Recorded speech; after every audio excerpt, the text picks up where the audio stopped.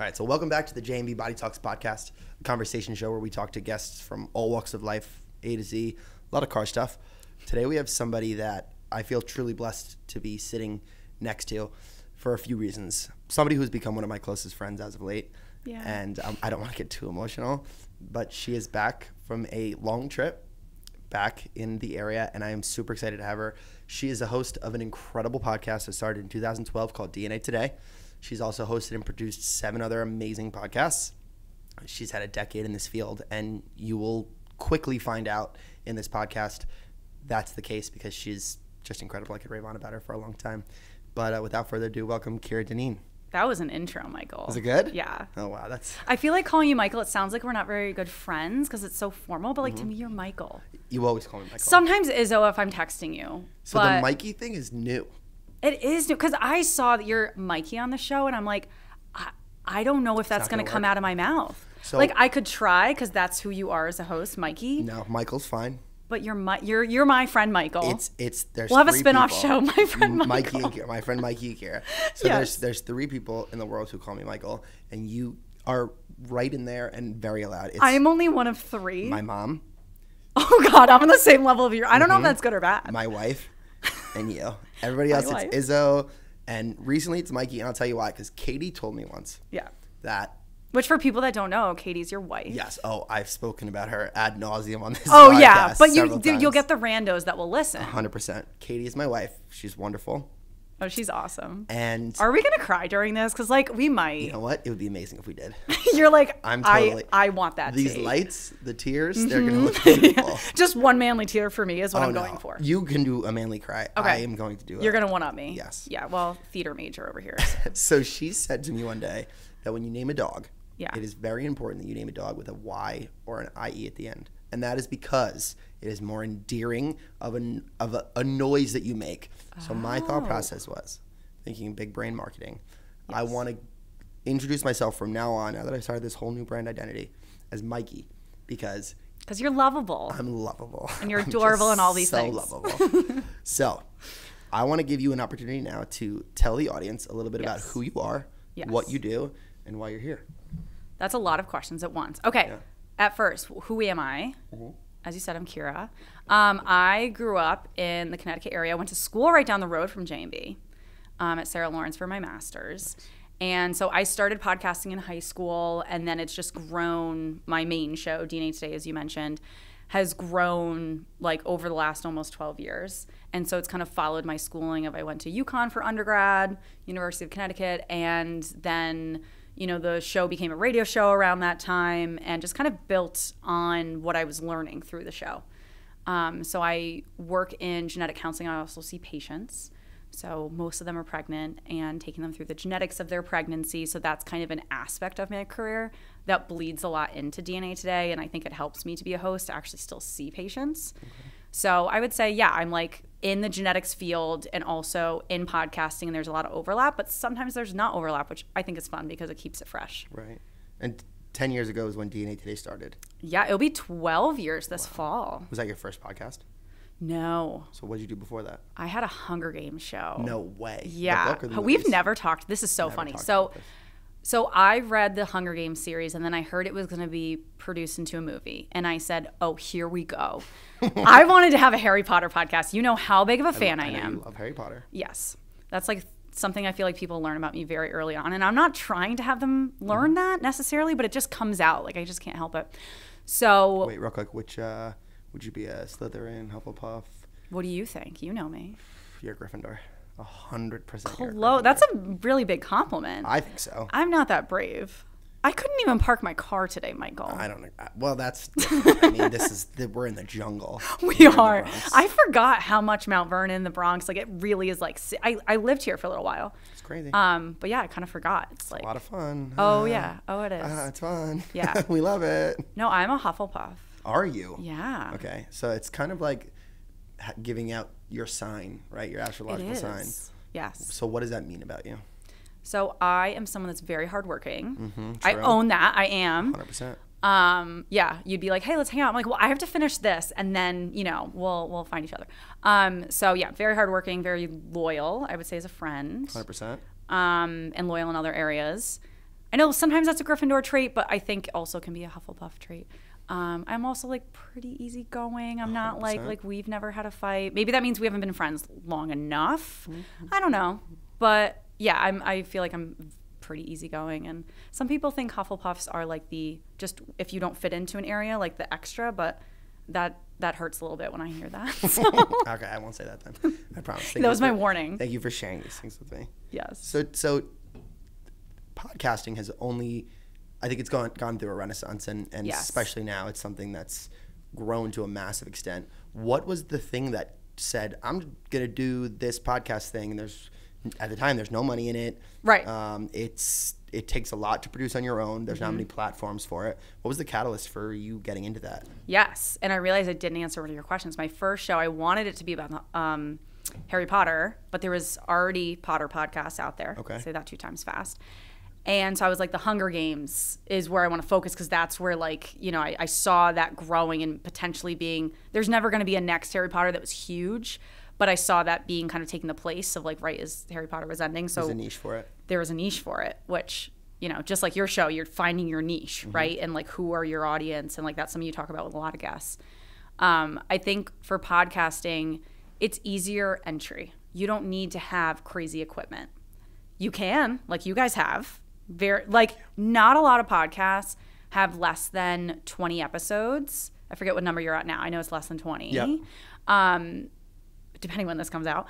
And have a whole studio set. Like, look at where we are. Like, Look at this setup. This is phenomenal. No, we appreciate that. Thank you. Like that, like I've worked in the field for like 12 years, and I don't think I've ever personally known a podcast that has a podcast studio. Like, you guys don't even see everything else that's going on here. You have a producer, shout out Elvis. Yeah. Like, you know, there's just so much that is happening here. But you can start a podcast with a mic you have laying around, like I did. It was like a Rock Band Garage Hero mic or whatever, right? Put it on the Harry Potter series. If this is a drinking game, every time I say Harry Potter, right? It's a drink, yeah. With water for now. Yeah, take a sip, but I don't want dead air, so I'm gonna have you drink first. And then you can drink. And then I can drink. There you go. That's perfect. For me, it was like I could just give it a shot. Okay. And I didn't have cameras. I didn't have all of that. And that intimidated me. I was like, I don't want to do the video stuff. Are you a tech savvy person? I would say I am. Okay. In certain areas, yeah. So that was probably played into it too. You had a little bit of confidence to do it. Yeah. And I wasn't afraid to fail. I think that's a lot that you've talked about with other people too on the show, of like, you just have to fail because you're not going to grow if you don't. And just being able to be like, I'm just going to try this and like start something that I don't know and figure it out as I go. As I'm sure J&B, like even outside of the podcast, just as a company and like your family, I'm sure when expansions happens and, you know, hiring more and more people as your team has grown, you've probably also been like, okay, we're trying this out. Like, this aspect of the business or this business move may not work. And I'm sure there's been failures, but then you're learning from it, you and your family, and then you're like, okay, how can we pivot? Yeah, I think that the piece of advice that I've slowly kind of been fleshing out on this podcast has been, seems to be with most entrepreneurs and people who have started something that they're proud of, there seems to be a lack of that inhibition that a lot of people have.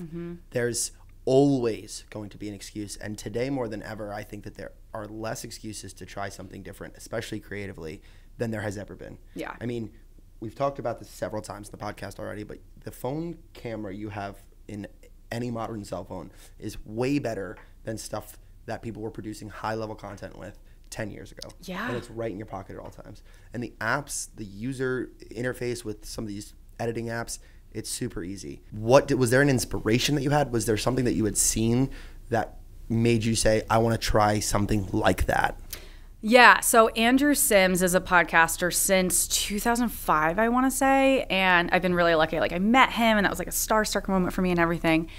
And so I have listened to his shows over the years, and then I realized he was only about like, you know, a few years older than us. And I was like, oh, and he started in high school and all that. So now I was like, okay, maybe I can figure it out too. So he was definitely like an inspiration in terms of, I can have a show about like a book series. I can kind of go into this and see and just figure it out as I go. Right. And I think nowadays podcasting and even starting a business in general is so much easier than it used to be. So much easier. I mean, podcasting, like you can just use, as you said, like your phone, the mic in your computer, just wear headphones for God's sake. pet peeve when people have that echo. I'm like, we're not, because you have a whole studio here, Right. which is throwing me off. I don't have my headphones somewhere. It's like a safety blanket. I see that beautiful hair of yours. Right. I gotta let it flow. That's it. But yeah, so I think it's just so much easier now. Like you can have a free account with all these podcast hosting services, and you get that RSS feed. You just send it in a lot of these podcast hosting services. It's just a couple buttons to send it to Spotify, Apple, all that. Back in my day, when I was trying to produce this, I was like, how do you even make an RSS feed? Like that was my biggest hurdle in 2011, when I was like, I don't even know how to get it on Apple. Right. And I remember that trying to figure it out. And then I was like, okay, I submitted it to Apple. Did it even work and all this? And that moment of seeing my album art or logo on Apple. It's a crazy moment. Oh my God. Like that still to me is one of those moments where I was like, I did it. I got it. Hell yeah. And that was just like, nowadays it's just like, oh, simple. You just hit it. But for me, that was like, oh my gosh, like it was iTunes at the time. Yeah. A lot of people, so that's the other interesting thing, is a lot of people would quit after that first hurdle or second hurdle. You know, I'm so lazy too. If I go to purchase something on Instagram or whatever pops up, I'm like, I need that. If they don't have Apple Pay, I'm just like, I'm good. Like, this is how bad do I really need it? Too many steps. If I can't double click and get my face in there, I'm not doing it. And so the fact that because I mean, again, it wasn't 1,000 years ago, but now Googling things is so much easier, and there's walkthroughs and stuff. So for you to have to be able to figure that out, honestly, I know it sounds silly, but it does now. It sounds silly. Right. Yeah. But it's commendable, and you doing that is so important for people to understand, because realistically, what I'm understanding is you were not a podcaster. You were not a content creator. You were somebody who was passionate about something, and you decided that you saw somebody else that you liked doing something, and you said, fuck it, I'm going to try. Yeah. And like if they can do it, why can't I? Right? Like that's a common quote. I'm sure there's someone to attribute it to. But all right, I'm just going to give it a shot. Just the tenacity of having like, all right, roadblock. All right, how can I pivot here? How can I figure out another route to that? I think that has what led to now me being a podcaster, just like in high school. I'm in my childhood bedroom, you know, I'm just using that Rock Band mic, and I'm sitting like inches from my co-host, because we don't have two mics. We don't have a mic that you can pick up both people. So you're like, you know, close enough to start making out, because you're just like sitting right on top of each other. 100%. And just being like, no, we're going to figure it out. And I hated public speaking in high school. And I think from a personal development standpoint, podcasting alone has allowed me to like come here and not be nervous. I can't tell you how nervous I would have been 10 years ago to do this. Right. And even 5 years to a certain degree, because it's not my show. I don't know what you're going to ask, right? A little bit different because I know you. But even 5 years ago, I think I would have been nervous about coming on. It's been huge for me. I mean, there are times you see yourself change over the show. 100%. I'm somebody who experiences social anxiety all the time.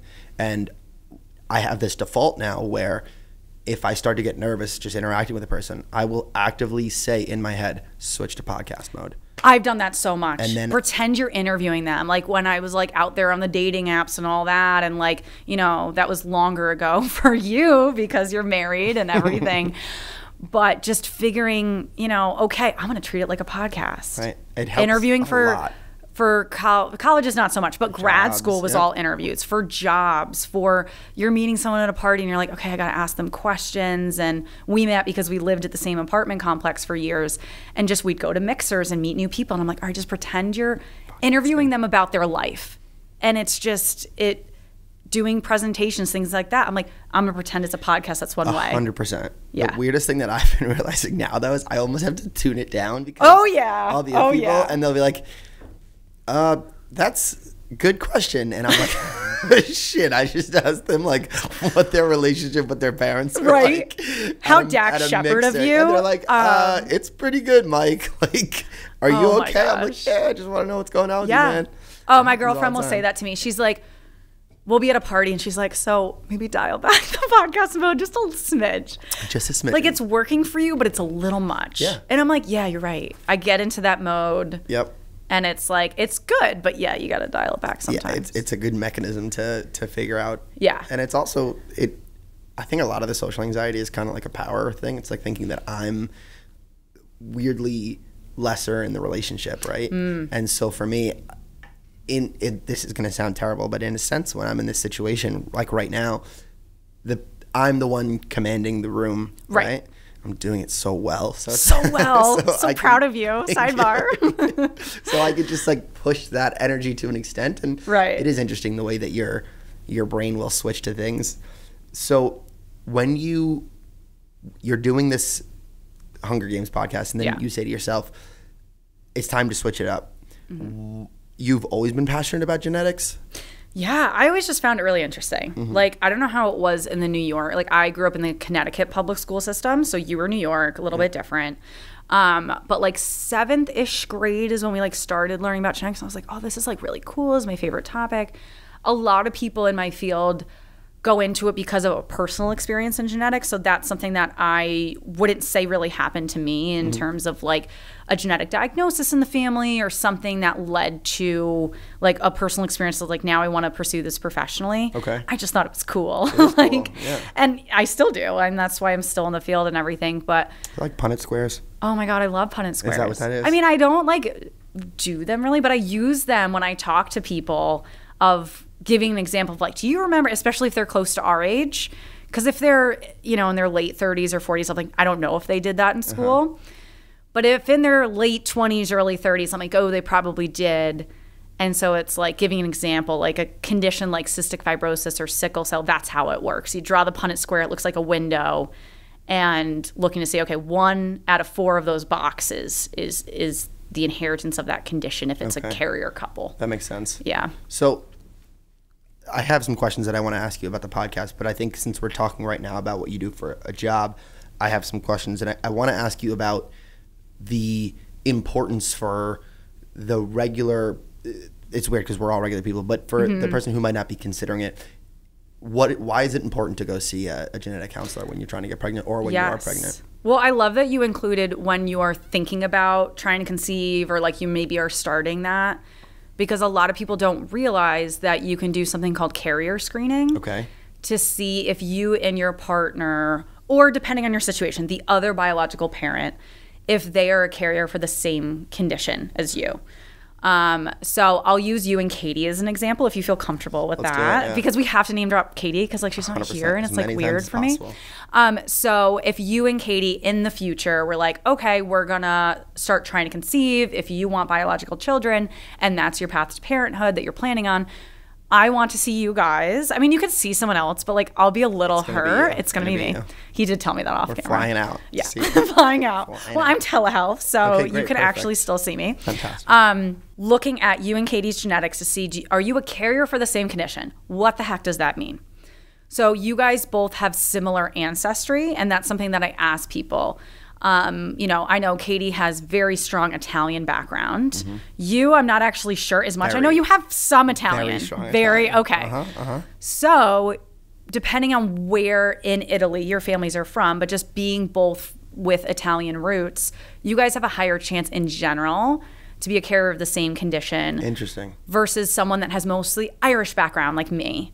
So that's why I wear green. Okay, nice. My branding colors. Patty's Day.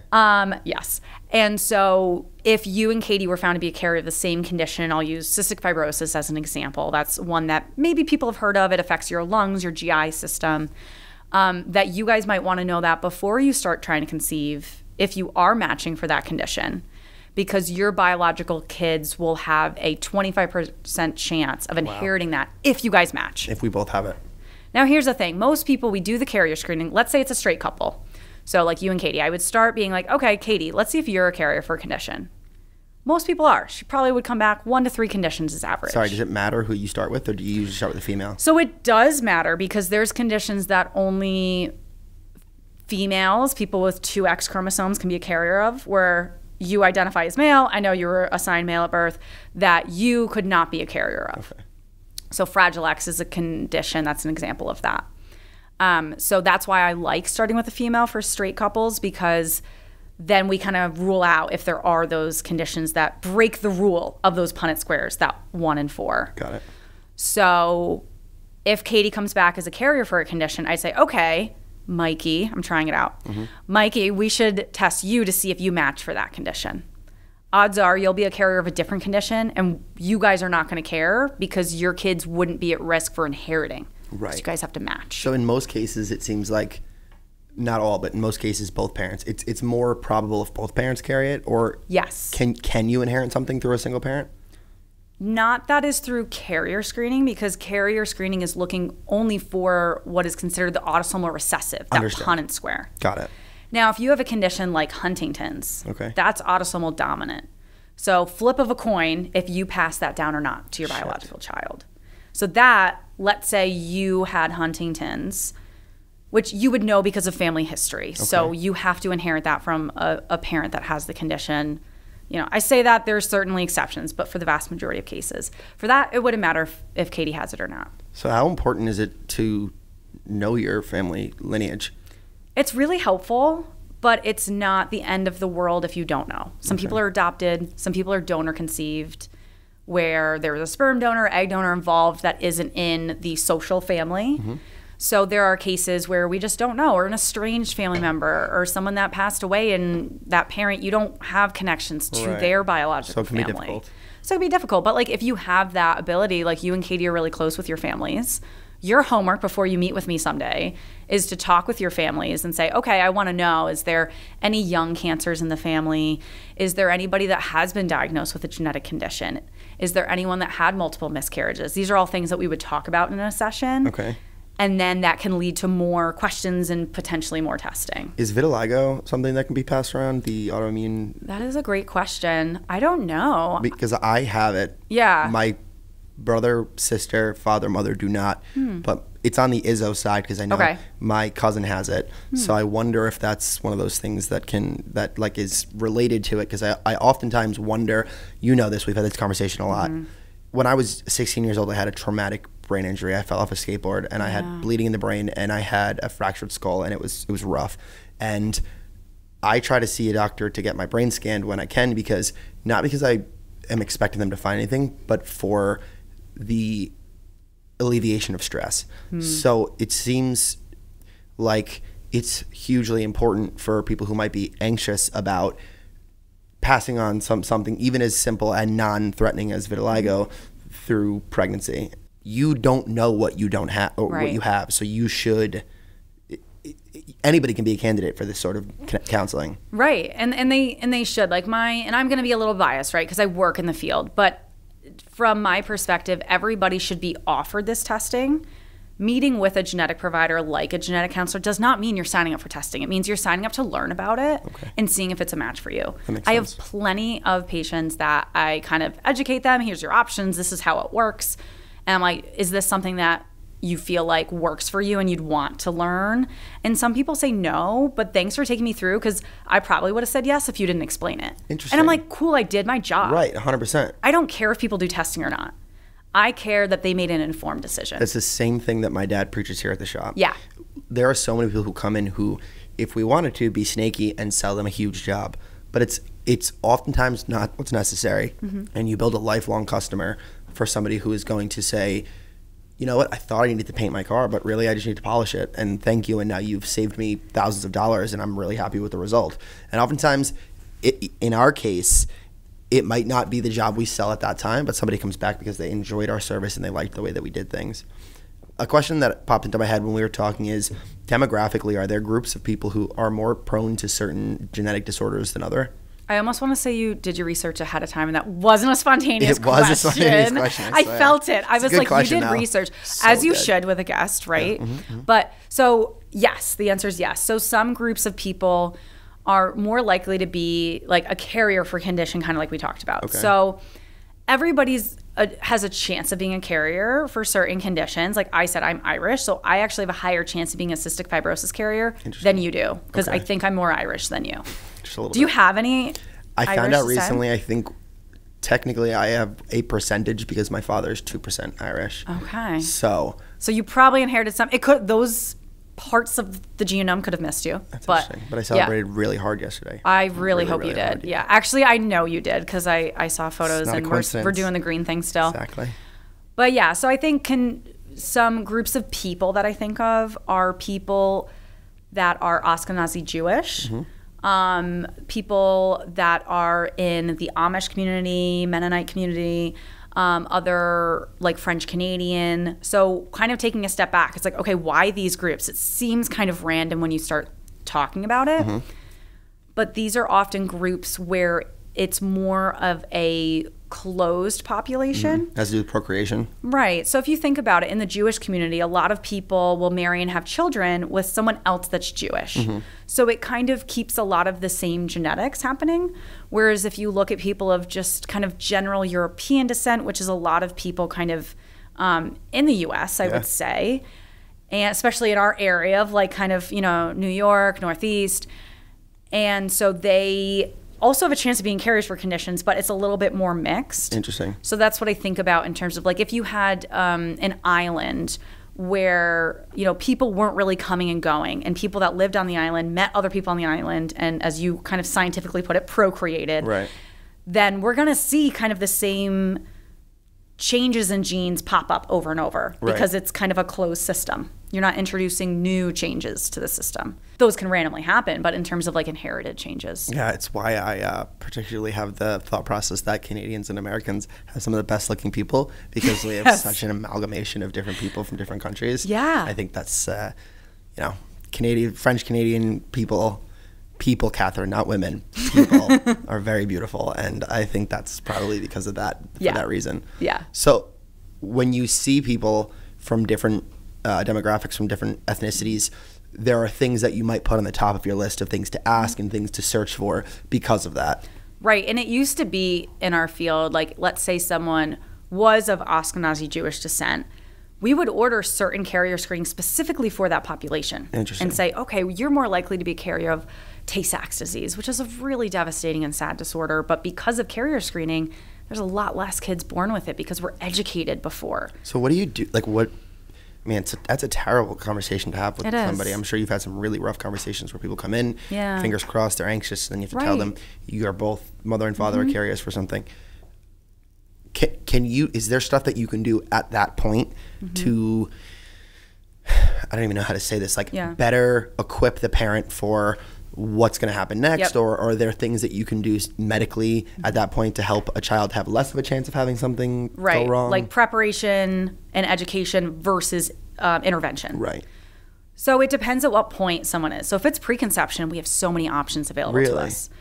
So we'll go back to you and Katie as an example, that if you and Katie are a carrier for the same condition, which again, odds are you're probably not, but if that was the case, or for people that is the case, if it's preconception, you or these other couples could say, okay, instead of conceiving naturally, we could go through something called IVF that I'm sure you've heard of, where we can also add on screening to the embryo, and we can screen each embryo created using sperm and egg and say, okay, which of these are genetically diagnosed with condition, which are not. Wow. And depending what we end up with, if there are embryos that are not diagnosed with a condition, we could say, okay, this is an embryo, maybe we should implant then at that point. Do you ever feel like you're playing God a little bit? It can, I feel like when it comes to selecting embryos and then implanting, you're not manipulating anything. Okay. You're testing and saying, let's go with this one versus one that will have this disorder. Right. I think where that question could be a maybe is CRISPR. And we have nerded out about CRISPR into the wee hours of the morning. Yes. And that's where it's like, that's where I'm like, we can, but should we? Yeah. Not to derail you off of what you're talking about, but can you just give a quick synopsis of what CRISPR is? Because I think it's insane. It is so interesting. If anyone's been like, so far this conversation hasn't been super interesting, this is where it gets interesting. So CRISPR is, if you think about it, like the DNA, like a long piece of string, or like, this XLR cable. Right.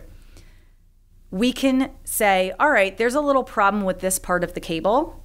We're going to cut this part, put a new part of the cable, but then seamlessly connect it. Wow. And fix the problem. So DNA is this cable, and we can say there is a genetic change. That's what we call like a pathogenic variant or a mutation that most people know of it, especially X-Men and different things, right? So we can say, let's clip this part out and put the part of the gene that quote unquote is normal or doesn't have that change. That's crazy. So to me, that's more, as you say, in quotes, playing God. And you are now changing genetics. You are editing them. How successful are they with that stuff? Like, what is the extent to which they can mess around with DNA? So we're recording this in March 2024. And the end of 2023, we had the first FDA-approved drug using CRISPR. Whoa. I did not think I'd see this in my 20s. Wow. I thought I'd be like 60. So that's wild. Because in my head, like I think of CRISPR, this is how crazy I am. I literally think of like in a petri dish, seeing like whatever the DNA is and somebody under a microscope fiddling with it, like adding stuff to it. So you're saying this is a drug that somebody can take and it affects their DNA in a way that will allow them to not have symptoms from that condition. That's crazy. And the condition is sickle cell. Wow. So what is fascinating about this from like a genetic historical perspective is that sickle cell affects mostly people of more recent African descent. So people that are African American, thinking about in the US. So people with that descent are more likely to be a carrier of sickle cell. It works in the same way as we talked about in terms of both biological parents have to be a carrier for it. Mm-hmm. In the community, it's also referred to as sickle cell trait. That's the same thing as being a carrier. Okay. So we have this drug where basically we can take the bone marrow out and it's kind of like getting a bone marrow transplant, but of your own cells. Wow. So you take the bone marrow out, you CRISPR it up, which is not a real term, but I like saying that, CRISPR it up. Just like, stick it in the air fryer. So you basically edit these genes to say we're getting rid of that genetic change that's leading to sickle cell. Okay. We're going to fix it, quote unquote, because that's a loaded word. Yeah. Put it back in the person, and now they're making normal red blood cells and not the red blood cells that are sickle shaped. That's where the name comes from. So if you think of like a moon being like a crescent moon, like that shape, that is what the problem is. Our blood cells, because I know you don't have this condition, they flow nice. They look like donuts. Platelets, yeah. Yeah, like the platelets and everything. So people with sickle cell, it doesn't flow nice. It gets stuck and causes all of these problems and really horrific episodes of pain. Ugh. So it's a really serious condition that people unfortunately can pass away young from. Damn. But the fact that our first FDA-approved drug for this is a condition that affects a population that has not always been a priority in medicine, for me is like such a win. Huge win. Huge win. That's amazing. And what's really interesting too is it seems as though we're having a lot of success in fixing these problems before they happen rather than solving them after they happen. And I had never, until you said that, I had never really thought about fixing the problem before rather than, coming up with a cure or a vaccine or something to fix or prevent. It's so interesting to think of us being able to do it before it even happens and wiping it out that way. Yeah. So it's like, maybe not our generation, but a few generations to come, there will be a time where children are just not even born with it. And then when they procreate and conceive, it's not even going to be a question. Right, you're ending it in the lineage. Wow. But that's if we can afford it, right? I say how cool it is. We've developed this drug. It's like, we're done. We are not done. Oh, no. Because this drug is exorbitantly expensive. Makes sense. And the average person with sickle cell is not going to be able to afford It's also probably very painful and expensive. It's a procedure, and it's risky. Bone marrow is supposed to be terribly, terribly painful. Yeah, and it's risky because you're going through a procedure where you're resetting your body in that way. And it's dangerous, and there's a lot of complications that you have to have really severe symptoms to get to the point where you're considering this procedure. Right. So it's going to be affecting you aggressively. Right. Versus, okay, what if we do, as we talked about, like IVF and screen the embryos before we implant? That's financially also going to be less expensive. But people need to know that that's an option. Right. And they have to afford IVF because that's not cheap either. Right. Very expensive. So there's a lot of logistics when it comes to socioeconomic background. Like, it's great we're making all these advances in genetics, but who's going to benefit from them? Is people there help that have out there money. For people who can't afford it, specifically for genetic counseling? Are there programs, or are more insurance companies paying for it? I'm hoping we're going in that direction. We certainly are. It's just a matter of how fast. I think enrolling in clinical trials is a way to do that, because then you're not paying for it. Wow. So that's a factor with it too. So with CRISPR, why do you think a lot of the mainstream conversation around CRISPR is specifically towards changing eye color or hair color? Is there a reason for that? I think that's what the public grabs onto because that's easy to think about. It's exciting. Right? And people are always wondering, well, what are our babies going to look like, right? You start dating someone and you're like, what our babies look like, right? We've done that since probably middle school. I don't know if you've always wanted to be a dad. You've seen my butt. You've seen Katie's butt. We know we're going to have kids with huge asses. For the record, you brought that up first. Oh, yeah. But I agree. I'm proud of mine and I'm very proud of Katie's. I'm proud on your behalf. Thank you so much. And it means the world. Thank no, you it so really much. does. When people ask about you, I'm like, so they have great asses. Mikey, whose girl has a huge ass. Yeah. They found each other and they said, we're doing this. That's it. I think that there is a big focus on that just in terms of like our society being so focused on looks and aesthetics and all of this. And the whole thing of, well, how smart is my kid going to be? How athletic, right? And so I think that's just going to be something that people can grab onto. So I think that's part of it. There was also I'm trying to think of the date. I think end of 2018, you're going to have to fact check this, was when a scientist in China actually used CRISPR to edit embryos. That's crazy. And those embryos were successful pregnancies in the sense that they were born and there are 3 kids, 2 of them were twins, that were CRISPR'd. Wow. And the problem with that is if I give you something and change your genetics, as long as it doesn't affect your sperm, it's not going to go through the ISO line, right? But if we take an embryo of you and Katie's and change that, then the embryo genetics, then your grandchildren and great-grandchildren will have those changes, and that's now in the population. Oh. So if we mess that up, we have now introduced that into the human race. It's like time travel. Right? It's like if you mess one thing up. Oh, yeah. Then it's like the butterfly effect. Follows down. Yeah. That's crazy. So that's something that is really concerning. And I couldn't believe this happened. Like, I still can't believe it. And it's been, 5 years or something? More than that, 6, 7 years. So I think that's something that people are wary of, and they bring up this designer baby concept of blue eyes, blonde hair, like they're doing really dogs. smart, tall, whatever, really skinny or whatever the attributes someone thinks of first. And then we ask, well, we're starting to get to the point where we can start doing that. Wow. And it's scary. Do we want to? And then you're going to have this huge divide like we talked about with people that can afford that, having access to all this, people that can't. Just having kids the natural way and no selection or natural selection, but not human selection. Yeah, I could see a future in which people look back and say, can you believe that in 2020, even now in 10 years, women actually gave birth? Right. And they're going to look at that and be like, that's insane. Like they didn't rent the sack or whatever it's called where you just have it grow and in your living room and you're taking pictures of it and you're just like, oh look, it's just like an we can embryonic start seeing the fluid. nails. That's crazy. That's got to be in a movie somewhere.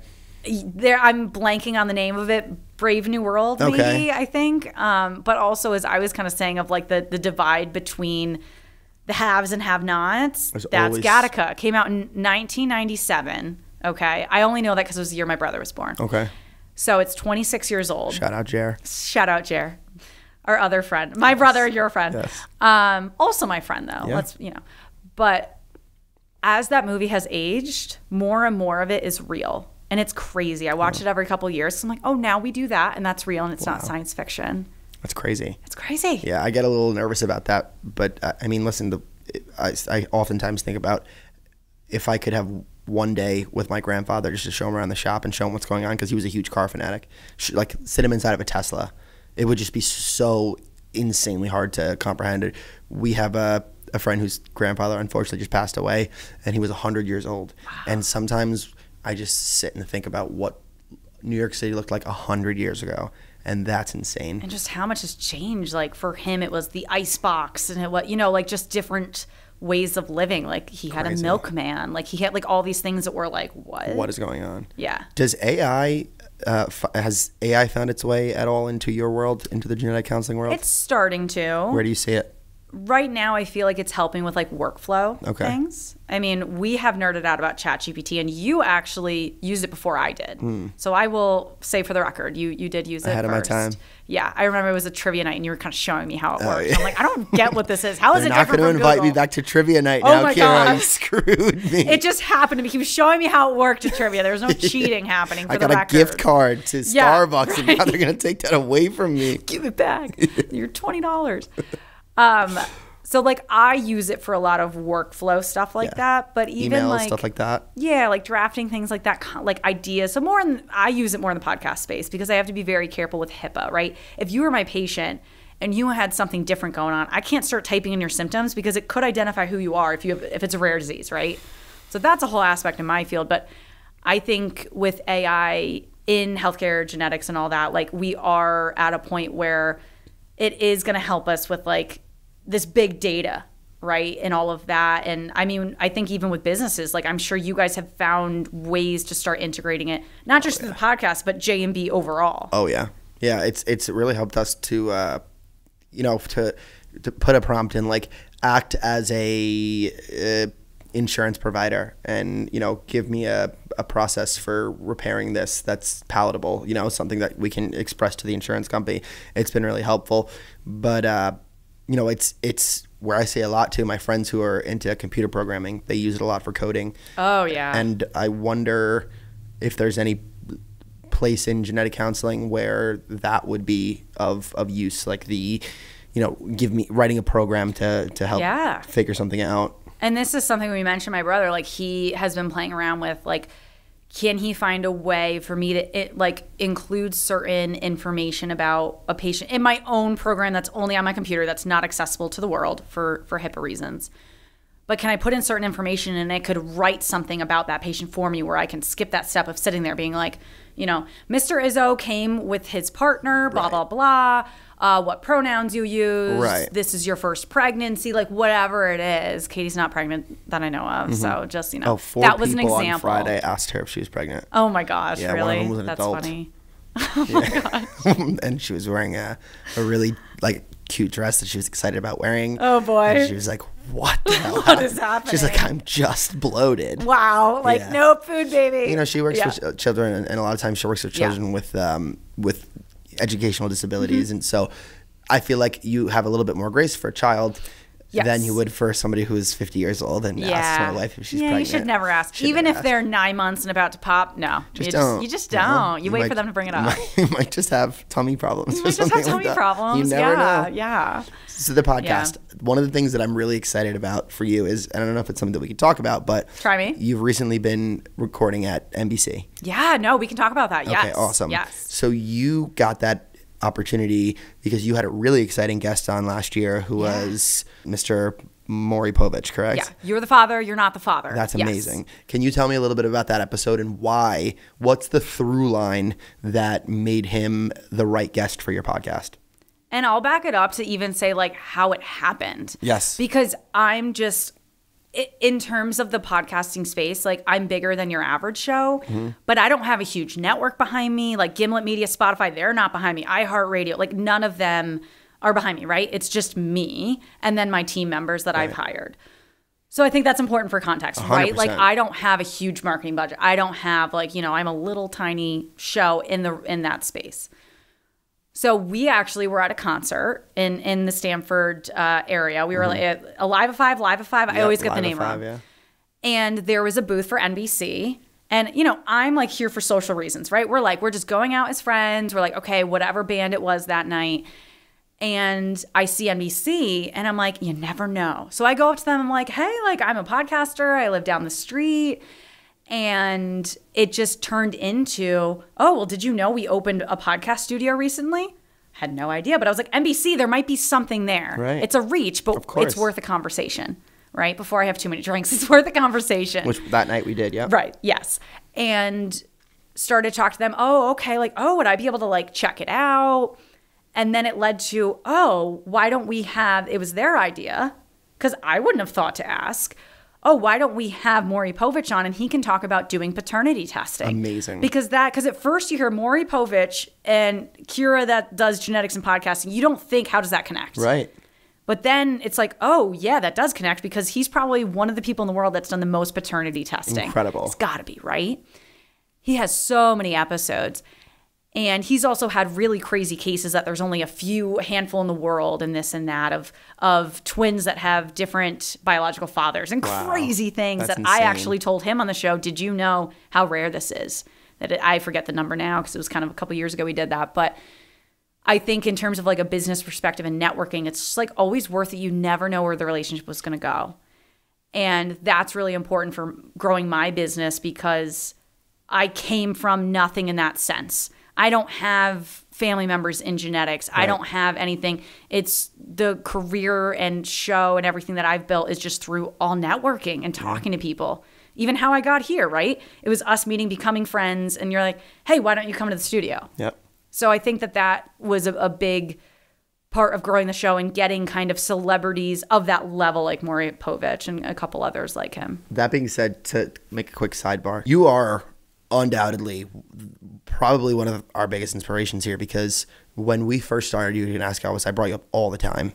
And you've also helped us with a ton of other stuff off air that has been hugely, hugely beneficial for the growth of our show. And people hate hanging out with the two of us because we just talk shop, not in the sense of car shop, because as you can tell, he's not asked me one car question, and that's on purpose. We'll talk about your Honda.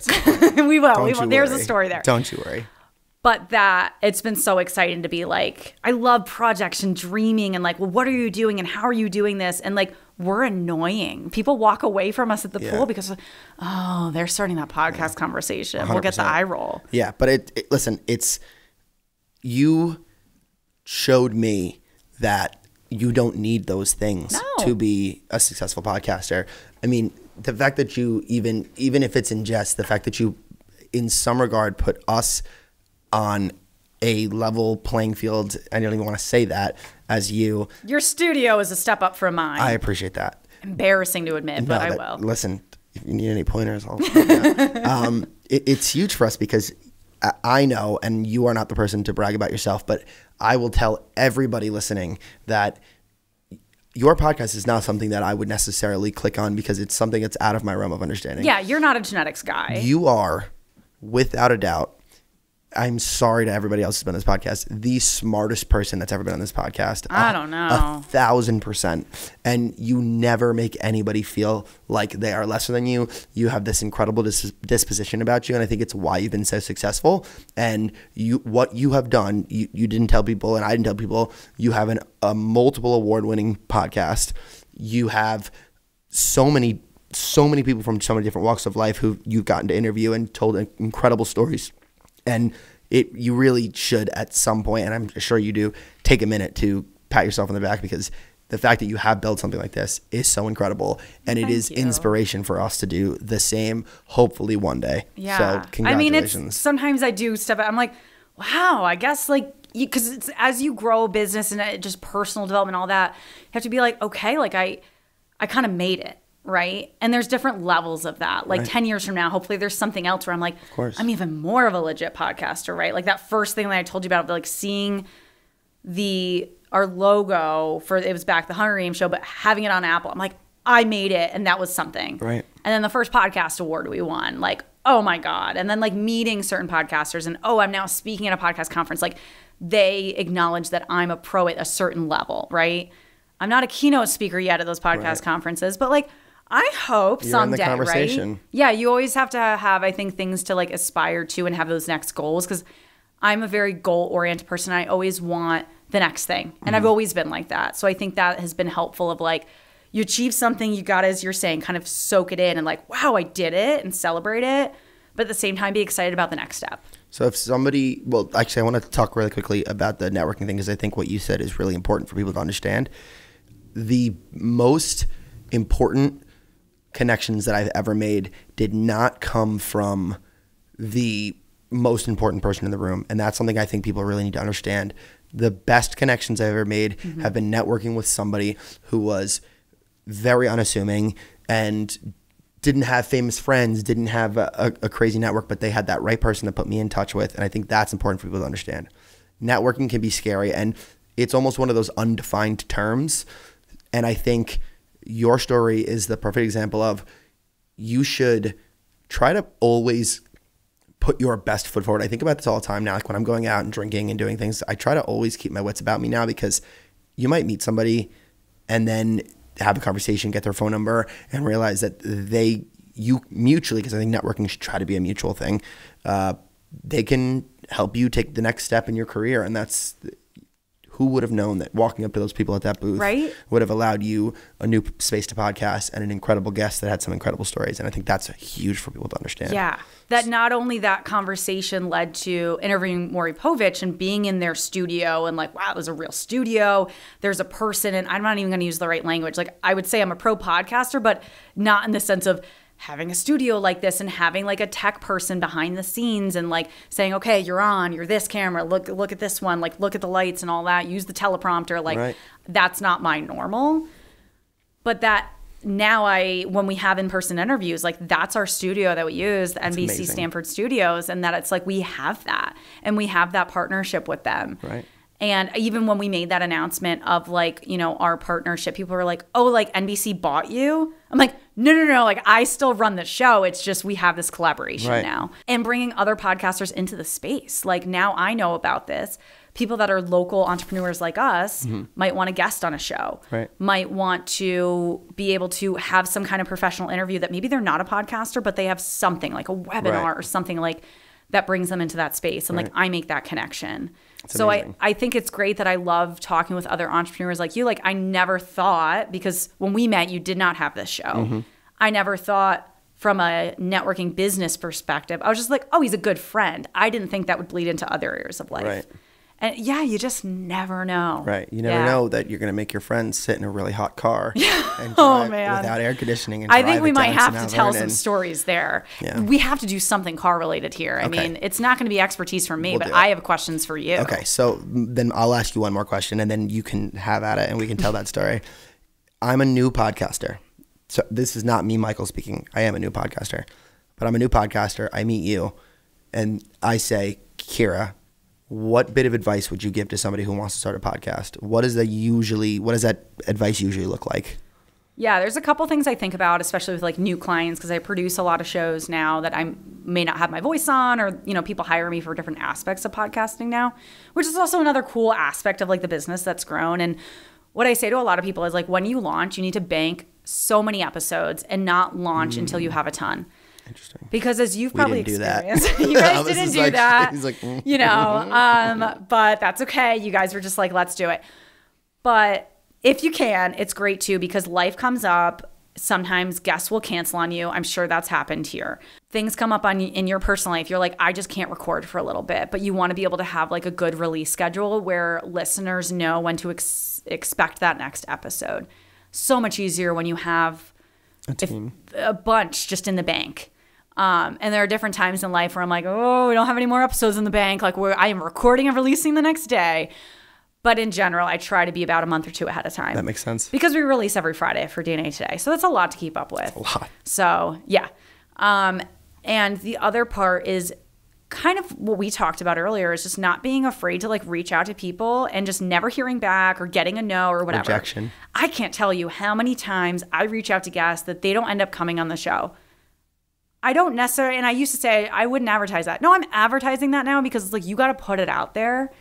And I will reach out to, I'll give you an example because, you know, car people, I feel like that a lot of car people are sports people. I am not either of those things. I'm trying to reach your other audience that's like not resonating with me right now. So I reached out to Tiki Barber, and not him, but his person, right? Like his manager, whatever they're called. Never heard back. Every year or so I reach out. Who knows? Because he's big in the sickle cell community in terms of being a spokesperson, and he's been really involved. So that would be a cool person to have on the show. I grew up when he was the man playing for the Giants. Can't tell you position. Can't remember a number. Okay, neither can I. It's fine. But yeah. So reaching out to people that I'm like, they probably will say no. Bill Nye, he would be an amazing guest for me, right? Guest. Again, we grew up with watching him. Oh, there's a substitute teacher. You bet in science class they're putting on Bill Nye, the science guy. So I reach out to people and I'm like, it would be awesome. What a dream. But I don't get like hung up on, I didn't hear from them or they said no. It's moving on to the next thing. Right. I don't care about failing. It's going to happen and it's going to continue to happen. But I care if I get stuck in it and I'm not moving forward. You got to just keep moving. Just shoot your shot, right? Okay. Fake it till you make it. Like when I started, I didn't know what I was doing, but I was like, all right, welcome to Nightlock Podcast, where we talk about Hunger Games. Like that first episode, I'm like, I don't know what I'm doing. Yeah. That imposter syndrome a little bit. Yeah. And I think that's in so many areas of life. And so I think just doing it and knowing, okay, if you don't know something, well, using your network, is there someone that knows something? And I think even outside of my business life, like I'm not a car person. I got into an accident. First person I call, well, second person, I call my mom first. It was technically her car on paper. That makes a lot of sense. That's fine. And then you're my next call. And like, I know, like I'm not a car person. I don't know if this car is safe to drive. Mm-hmm. I'm going to call Michael because he's going to tell me and quick move on.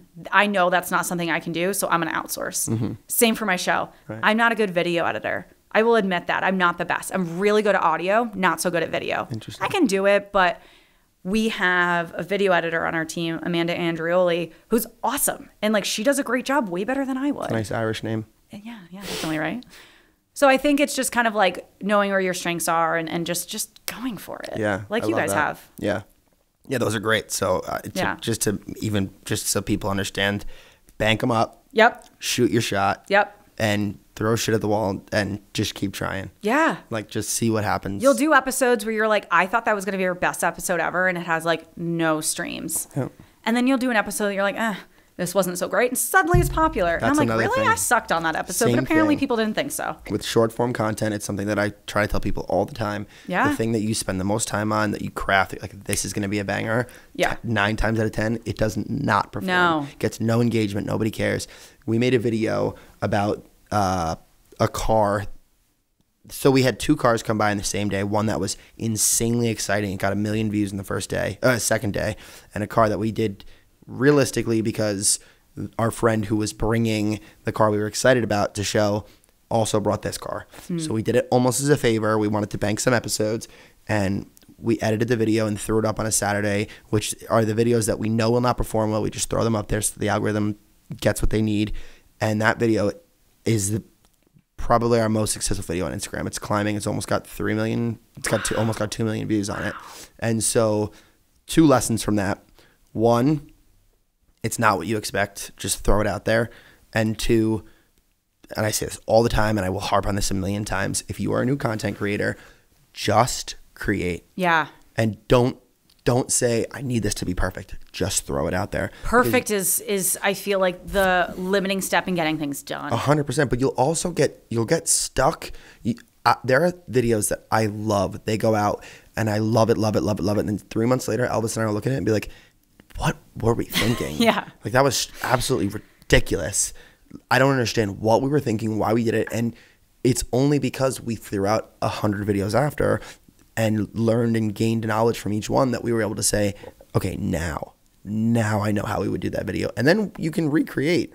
And also you can't create thinking about what people are going to think, because that is going to kill you as well. It's going to kill your creativity. Yep. It's going to kill your passion, your momentum. And you will not get the opportunity to look at it from a different lens if you don't put it out there and read it. Thank you for coughing off, Mike. That was very nice of you. Very professional, right? I try not to do that.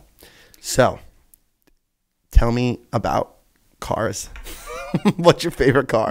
What little I know about cars. Tell me the little you know. I don't even know or if I ask tell me you a any favorite questions. Car. Okay, so first I want to know. Yep. What does J&B stand for? Because Good question. At first I was like, oh, I should ask. Then it got to a point of, I know you too well to ask. And then I was like, well, that's good content for the show if I'm ever on it. That's I don't think anybody's asked us that on air. That's shocking. Yeah. So J&B is J&B. The initials for the 2 gentlemen who started the business 43 years ago. Wow.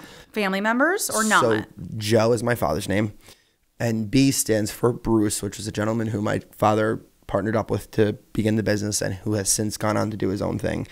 So I joke, and this is not to diminish the gentleman Bruce who, was the co-founder of the company, but now I say it's Joe and the boys.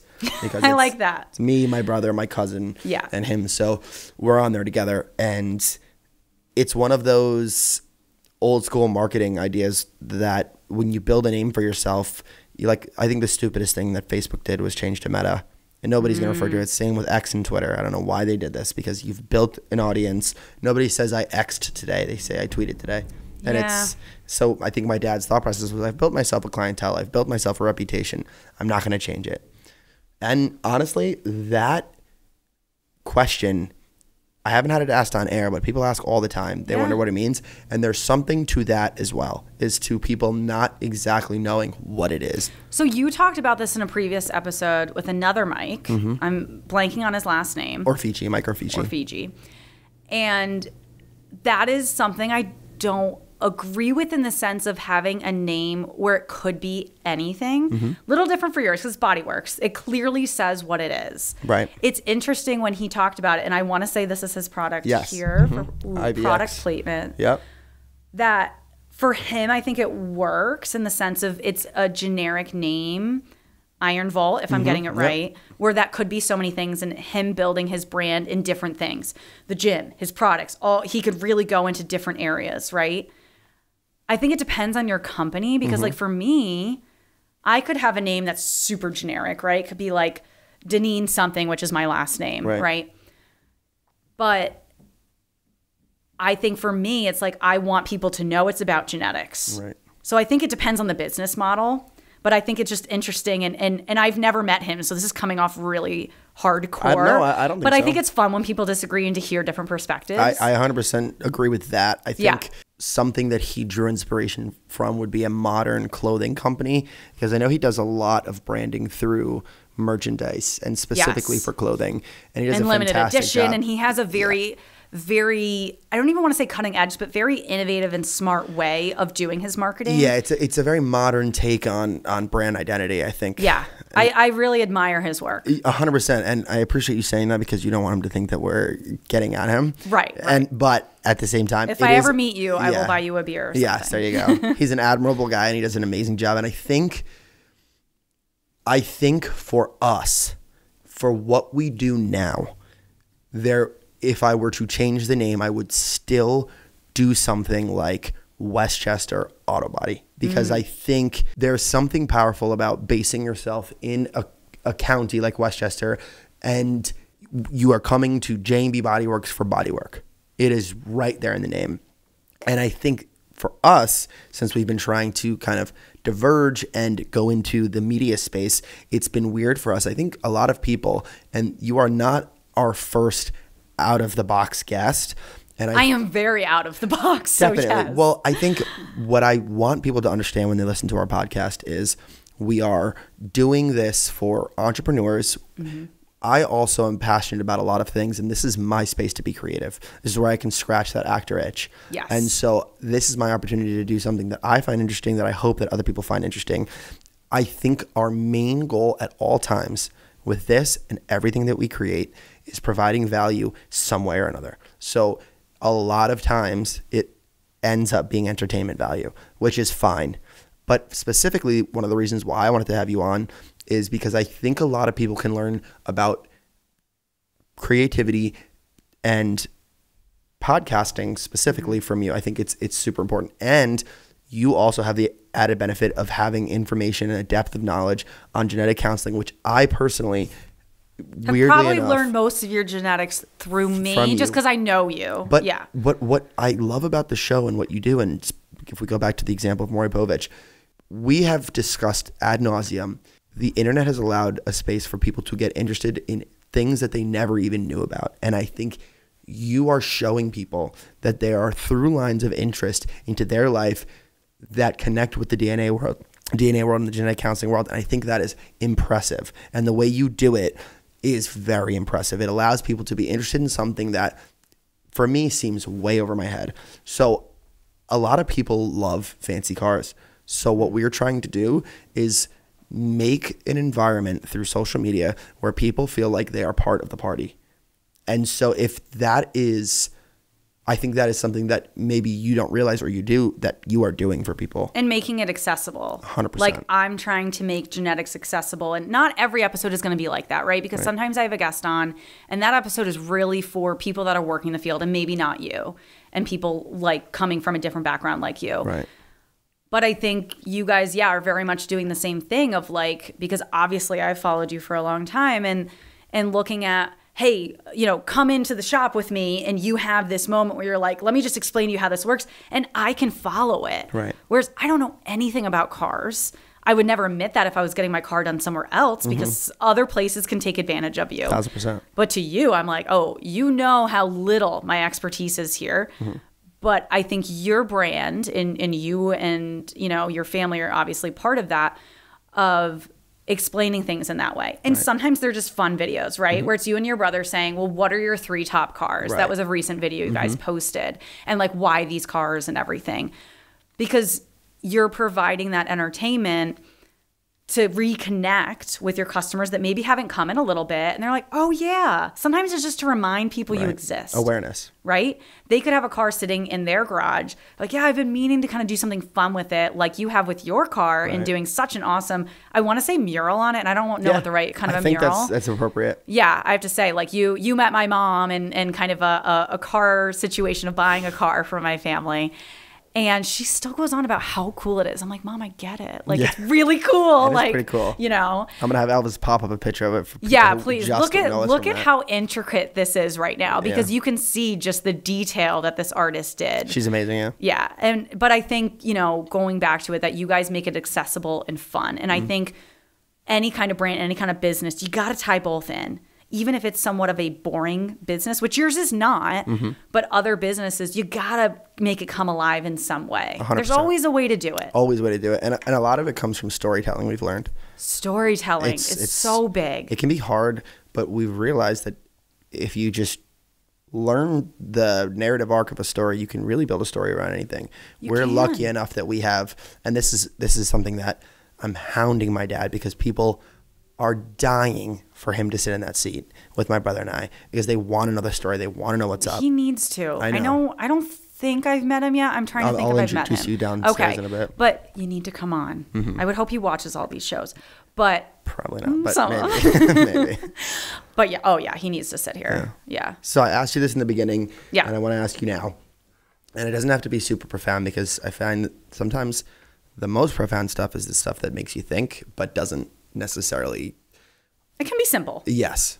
What would you tell 16-year-old Kira if you had to give her any advice? I'd say life is gonna be great. No. I think a lot of what I echoed of like starting a podcast, like you just go for it. You're gonna figure it out along the way. And I don't know if I would tell myself that like the show would become successful and podcasting would be my career. At this point, I'm kind of in this weird situation where I think podcasting is more my career identity than genetic counselor. And I struggle with that a little bit, because I'm like, I don't know, like, which am I? I'm both. But I think saying to my younger self, like, you just got to keep working at it, because you'll get better. And I think early episodes of podcasting, like, my voice is up here because I'm really young. But also just that confidence wasn't there like I think I have today. And just being able to say, like, you're gonna mess up, but just keep going with it. Right. And just keep trying and grow the show. And honestly, I probably would have said back then, like, invest more money in it. Interesting. Because I think I was at a point where I was like, well, this is a hobby. I never thought it'd be a career.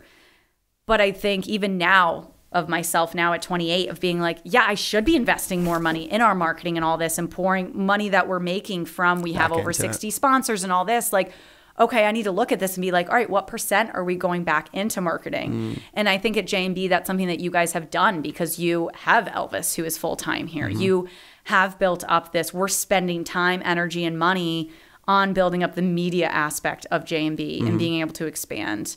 So I think that's part of what I would tell myself. Not that I had a lot of money when I was 16, but what I had, like, I would have bought myself a better mic right away, you know? Things like that I'm like, okay, invest in. Yeah. And yeah, I think just kind of looking at it from that perspective, and just amazing. Kind of being more encouraging than anything. To yourself. Yeah. That's great. Where can people find you? DNAtoday.com would be the best place to go. On there, if you're not interested in genetics, also produce shows about more in the rare disease space. Back in the day, I did a dental podcast. I don't know if I've even told you that. I used to host a dental show, so I know a little bit more about dentistry than the average person, I guess. Wow. You just started DNA Dialogues.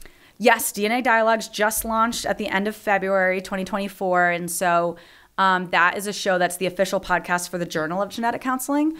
So you won't really hear my voice on it, but I'm the producer. So I'm editing and making sure that, the content is good, and working with the hosts on that. And there's another rare disease show coming out. But I think what your audience would be most interested in is the entrepreneur show I'm actually launching, which we haven't even talked about yet off air. This. But yeah, so working title. So I don't know if I want to share it yet because it could change. But yeah, pay attention to that because April 2024, we should be launching Entrepreneur Show. So huge. I'm stepping out of the healthcare space for this. So, this was a good warm up. There you go. Feeling for that.